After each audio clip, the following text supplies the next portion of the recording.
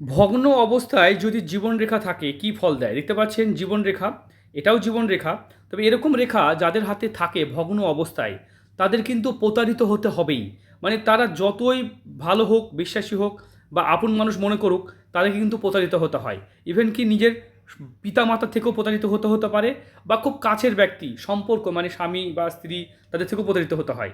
শনির ক্ষেত্রে এরকমভাবে আড়ি রেখা থাকলে সকল কাজে বাধা এনে দেবে এবং রম্বস থাকলে লোন দেনার মধ্যেও পড়ে যাবেন এবং কোনোভাবে এর থেকে বেরোতে পারবেন না। যদি দেখা যায় এখান থেকে এরকম চিহ্ন যদি থাকে তাহলে আপনারা স্পিরিচুয়াল জগতে যেতে পারবেন, মানে আধ্যাত্মিক চেতনা, আধ্যাত্মিক গুণ এগুলো সম্পূর্ণ চিহ্ন।